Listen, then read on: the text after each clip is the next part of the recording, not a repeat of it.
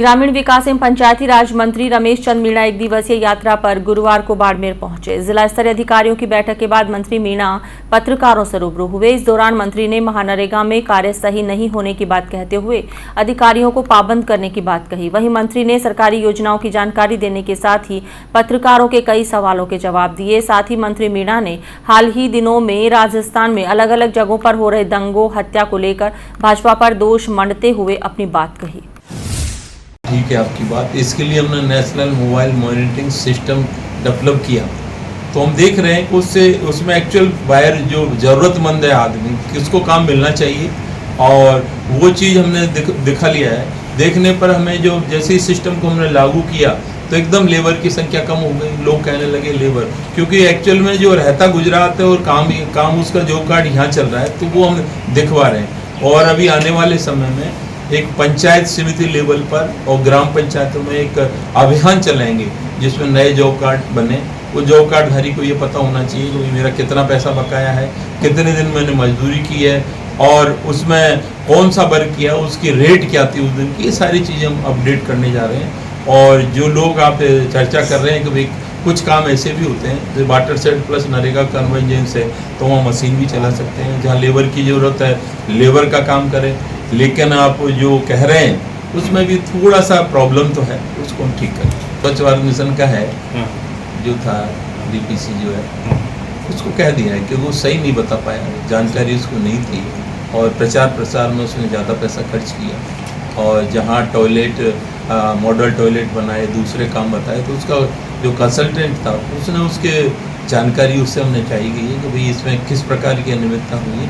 तो हमने कमेटी बनाई और अभी इसको हटाने के वाटर सेट का एक्शन और इसका स्वच्छ भारत मिशन दोनों आदमियों को यहाँ से हटाने का किया है।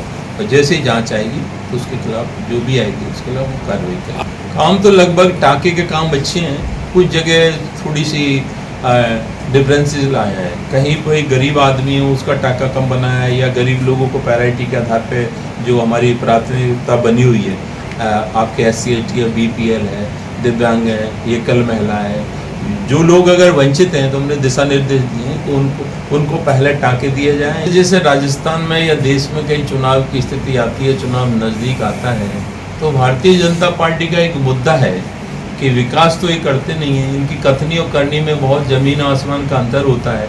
विकास की बात हो, रोजगार की बात हो, जितने भी आपके चैनल हैं, तो ये मुद्दे हिंदू मुस्लिम या कोई हत्या हो जाए उसका प्रोपेगेंडा करना, या एक्सीडेंट में हत्या गई उसको हत्या घोषित करवाना, धरना प्रदर्शन करना, ये सब चीज़ें हो रही हैं। आप देख रहे हैं जहाँ मेरी करौली जिले की बात कर रहे हैं, वहाँ एक सुनियोजित तरीके से इस तरह का जुलूस निकाला गया और जहाँ पर रुककर उन्होंने जो प्रदर्शन किया उससे झगड़ा हुआ। झगड़ा एक तरफ से नहीं, दोनों तरफ से हुआ, पर झगड़े का कारण वहाँ पर जो लोगों को उकसाया गया उसकी वजह से झगड़ा हुआ।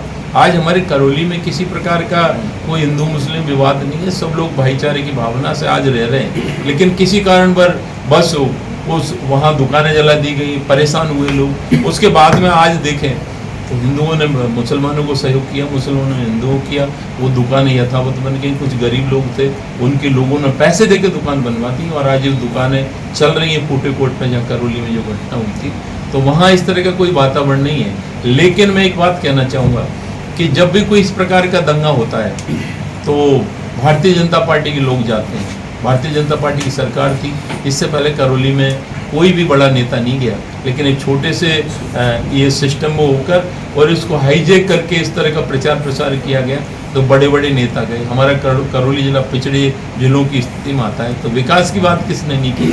बस एक ही मुद्दा रहा कि इस सिस्टम को कैसे उग्र किया जाए, कैसे झगड़ा कराया जाए। अरे भाई कोई जो नेता हैं उनकी भी जिम्मेदारी बनती है कि सौदार का वातावरण बने, भाईचारे की भावना पैदा हो। उनका तो उनकी मर्जी है, जो कह देंगे। कोई भी गुलाब चंद कटारिया जी कभी क्या कह देते हैं ये भी पता है, प्रतिपक्षी नेता हैं। उन्होंने बयान दिया था कि 44,000 गाँव में 70,000 पुलिस है, कोई आदमी सर पर पेड़ पर लटक के मर जाए तो मैं क्या करूँ। अभी भी कह देते हैं, तो कभी भी कोई भी कह देते हैं, किसी जाति विशेष के लिए भी बोल देते हैं। तो ये तो सिस्टम है उनका, बात करेंगे काम नहीं करेंगे।